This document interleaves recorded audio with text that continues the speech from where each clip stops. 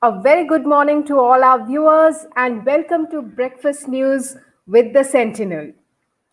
So let me run you through the top stories, the top news headlines in today morning's The Sentinel. First up, of course, is the story about one of the acts which was enacted way back in 2006. This was to protect the hilly lands and ecological sites of the state, but nobody knows what has actually happened to this piece of legislation. Uh, the prime objective of the Assam Hill Land and Ecological Sites Protection and Management Act of 2006 was to protect hill land and ecological sites from unauthorized encroachers, wanton earth cutting, and encroachment for habitation. All of these things were supposed to be protected. The act was supposed to take action against such action, but nobody really knows what has actually happened to the act. It was enacted way back in 2006, like I mentioned. In fact, the act stipulated formation of advisory committees at the district and state levels for issuing approvals for building construction, earth cutting activities on hills. The Lower Assam Commissioner was supposed to head the advisory committee for Kamrup Metro. So these were some of the proposals that was mentioned in this particular legislation. But at this point of time, this act seems to be just gathering dust. Now, this is one of the major news that the newspaper has highlighted this morning. Moving on, of course, the flood situation continues to hit the headlines. Uh, the number of deaths has gone up to 108, and as many, of course, according to the Assam State Disaster Management Authority flood bulletin that was sent out yesterday, the total figure of affected population has come down from 16 lakh 54,984 to 12 lakh 1,382. So some respite there across the flood-affected districts. The number of affected people has come down, but most of the rivers, they still continue to flow above the danger mark. The major rivers like Brahmaputra, the Jiabharali, the Beki, the Dhansiri, still continuing to flow above the danger mark. And of course, the rescue and relief operation continues. Remember, it's not just about the flood waters, damaging vast areas of cropland across districts of Assam. At least 22 districts still continue to be affected of the total 33 districts that Assam has. The chief minister has been visiting all these flood affected people. It's also erosion that has been having a huge impact on the people of the flood affected areas. The Assam government announcing immediate measures, asking the local administration, the deputy commissioners to step in with proactive measures to control the erosion that has been affecting most of the land areas across the state. Those are some of the visuals that we are showing to you at this point of time. The flood fury there, the people every year having to face the fury. In fact, the state government had earlier mentioned that for the past 4.5 years, they have really not received any central funds under the NDRF or the SDRF. Those are the state response and the national disaster response funds under the Ministry of Home Affairs. No money has actually come in. The last tranche of aid that had come in from the center was way back in 2012-13 fiscal. Since then, no central fund to fight floods have come in to Assam. So a tough situation for the state government as they continue to fight floods, COVID. Japanese encephalitis is another thing that's been taking a toll on the people of Assam as well as the state government. Almost 35 deaths have happened already out of over 200 infected people. Now, the swine flu, the African swine flu impacting the pig farms across the state. That's another thing that state is fighting now. So as far as the Assam government machinery is concerned, a lot of difficulties, a lot of issues the state government is facing at this point of time. Now, moving on to the corona situation in the state. Now, there's something new that is now posing to be a challenge to the doctors, to the treatment of corona cases in Assam, something called the happy hypoxia, resulting in some fatalities among COVID-19 positive patients in Assam, is a new challenge for doctors treating the virus infected people. So, a cause of concern here, as far as the corona cases are concerned, in the state of Assam, happy hypoxia has become a condition that many doctors involved in the treatment of COVID positive patients cannot fully understand and detect the same in time. The patients seem perfectly healthy and normal, could be even walking around without any apparent discomfort or talking to others, but there is just not enough oxygen in the blood among such patients, and that leads to the catastrophic heart failure. This little understood medical condition has acquired the self contradictory name of happy hypoxia, a doctor of the Guwahati Medical College and Hospital said. Meanwhile, the number of positive cases in Assam has gone up to 38,407. The number of active cases stands at 9,230. The number of discharged patients stands at 29,080, and the number of death has gone up to 94. Of course, the recovery rate in Assam has gone up to a little over 77%. It's almost 78%. So that is some good news there. The number of cases in Guwahati was a major concern till a few days back. That too has shown a decline in the past few days, bringing in some kind of respite for the health department here in the state. And meanwhile, while the center had announced guidelines for Unlock 3.0, the state health minister, Mr. Himanta Biswa Sharma, had announced that the state would not like to take any chances. In fact, they would like to continue with the lockdown guidelines which Guwahati and other parts of the state are witnessing at this point of time, and continue with those kind of guidelines at least till August 15th, because they really want to contain the situation. They want to flatten the curve by mid-August. Remember, the center had already cautioned the state, saying that the state might see the maximum number of cases somewhere between August, September. So, and the cases could rise up to 65,000. Therefore, the state government, the state health department, taking no chances and continuing to be very, very alert and cautious about every situation developing across the state of Assam.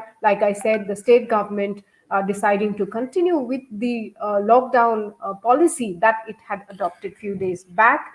Now, Guwahati, the lockdown phase 2 continues till August 2nd. Of course, few relaxations the government has given, like inter-district movement has been relaxed till today because of Eid celebrations tomorrow. So few relaxations there, but those are very temporary. All eyes of the state government to contain the spread of coronavirus. So now moving on, there was a demonstration, a protest staged by the Assam Pradesh Congress committee. It was yesterday. There was this protest that we saw on the streets of Guwahati. From the minorities unit of the Assam Pradesh Congress. The protest was against the over 500 crore scam in the minority scholarship scheme. This is a scam that the Congress alleges that it has happened because of the misappropriation of funds. Those are the visuals of the protest march that was held by the Assam Congress yesterday on the streets of Guwahati. That is the APCC Minority Department Chairman Salman Khan addressing the media during the protest rally. In fact, here is what he said, and I quote, "It is one of the big scams in the history of Assam involving approximately rupees 500 crore. There are lots of people involved, including some school headmasters, officials of the school, inspectors, officers, nodal officers, bank staff, So the Congress now demanding immediate action against all those involved in the alleged scam. In fact, the Congress has demanded a CBI inquiry into the scam, and also resignation of State Minority Minister Ranjit Datta and Assam Minority Development Board Chairman Muminul Awal. So that is one of the story that we have in the newspaper this morning. Now, moving on to the issue of man animal conflict. We have been seeing in Assam a lot of those incidents in the past few days. Man elephant conflict. We've seen tigers coming into people's homes, resting in kitchens, resting in people's beds. So, of course, we all know the fact remains that we have actually moved into their territory, which is why they are moving into ours. Actually, we can't say that they are moving into our territory. It is we who have encroached into their territory, which is why they are rightfully resting in our houses or entering into our croplands. And the destruction has been happening as far as the elephant herds. We have reported a lot of stories from across the Karbi Anglong area where we have seen, in fact, from parts of Digboi also. Those are some of the visuals, that is uh, I believe these are the visuals where the tiger had entered a person's house recently. In fact, there were reports from Digboi also coming in where herds of elephants uh, walking into the streets of the town at night and basically looking for food. Now, what the Supreme Court has said is that it is time we should find a solution to mitigate the animal human conflict without, in fact, those are the visuals of the tiger resting in person's house in Kaziranga. Later on, the forest officials safely rescued the tiger and took him back to the park premises. So such incidents have become very common in Assam. Now, the Supreme Court saying that a solution must be found to mitigate the animal-human conflict without killing animals or destruction of crops. Sorry, the apex court issued notice to state governments on permission given for killing of large number of blue bulls or nilgai, as it's popularly known in India, to stop the destruction of crops. A bench comprising Chief Justice S.A. Bobbre and Justices A.S. Bopanna and V. Ramasubramaniam asked the state governments and the petitioner, Biju Janata Dal MP, Anubhav Mohanty, to devise a solution to the problem. The Chief Justice noted that both should be avoided, killing of animals as well as crop destruction. So, in fact, the court has decided to take up a lot of other petitions also. In fact, the apex court, the Supreme Court has also decided to take up the issue of the elephant who was killed with explosives inside a pineapple. That very unfortunate incident took place in Kerala. So the Supreme Court now taking note of all those cruelties against animals happening across India. Now, moving on to some good news from Assam. It's about the youth from Assam, from Chirang district, Saurav Chordia, the youth from Chirang district of Assam. He designed the patches that adorn the G suits of the Indian Air Force pilots who flew the Rafale fighter jets. That's his picture there. A very proud moment for whole of Assam, and of course Northeast too. Means a lot to be doing something like this. In fact, he has been always interested. Saurav has always been interested in doing all of these things in designing and all. So we from Sentinel would try to get an interview with him, viewers, because I'm sure everybody would want to know more about what he does, how does he do all these things, what interested him to get into these particular stuff. So a lot of questions, I'm sure, in everybody's mind, and everybody would want to know what his future plans are. So really making all of us proud, Saurav Chordia from Chirang. And like I said, we will definitely try and get his interview for all of you to know more about him, his plans. Now, moving on to news from the other northeastern states.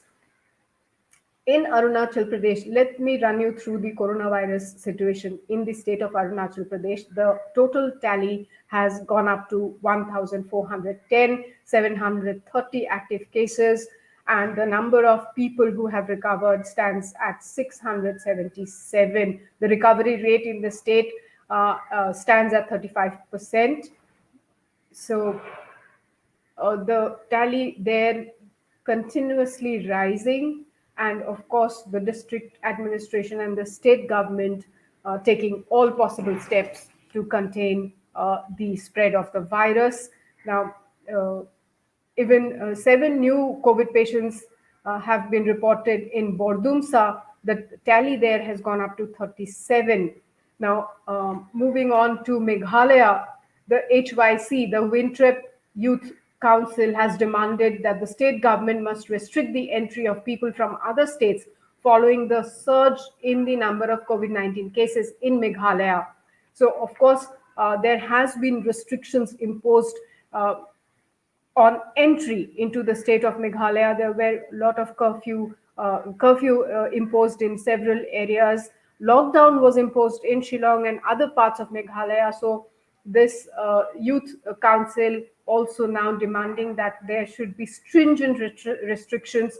Meanwhile, the number in the state of Meghalaya, the COVID positive cases, inching towards the 800 mark there. Moving on to some other stories, there has been an ambush that took place in Chandel district of Manipur along the India-Myanmar border. 3 Assam Rifles soldiers were killed in that ambush, and at least 4 of them seriously injured. Now, amongst the 3 who lost their lives, one uh, Havildar, Pranay Kolita, was from Assam. In fact, what had happened is that on 29 July, an area domination patrol in Khongtal, Chandel district, Manipur, they were out, and at around 6:45 p.m., the patrol party got ambushed on their way back. The the PLA apparently had detonated, the proscribed PLA had detonated IED, an improvised device there, and also opened fire on the Assam Rifles people, on the troops, Assam Rifles patrol party, and which killed 3 of their men, leaving at least 4 injured. Those are some of the representational images there on your screen. Uh, Now, the Assam Chief Minister Sarmananda Sonowal had condoled the death of Havildar Kalita. He said that a valiant soldier just became a victim, innocent victim of militant attack. Very, very sad news there. And of course, Assam mourns the death of one of its brave heart. Now, moving on to Tripura, a little bit of news from Tripura regarding the corona status there. The top 2 police officials, one of the superintendent of police, I beg your pardon, superintendent of police and deputy commissioner or district magistrate, as it is called there, have tested positive for COVID. Health officials said that District Magistrate Chandra Kumar Jamatia and Superintendent of Police Krishendu Chakravarti have tested positive. Of course, there to Tripura too, the number has been just rising. The number of positive cases in Tripura has gone up to 4,288. 2,467 people have recovered from the disease, and 18 patients migrated to other states. Of course, the number of recoveries too looking pretty good for Tripura, but the situation continues to be really critical in Tripura as well. So that is all I have this morning for all of you from the Sentinel in this breakfast news segment. We will meet again tomorrow morning, same time, same place. Till then, do keep watching all the news and updates that we will continue to bring to you throughout the day on our page sentinelasam.com. Do not forget to follow us and subscribe to us on Facebook, YouTube, Twitter, and Instagram. Thank you so much for joining me this morning. Till we meet again, goodbye and take care.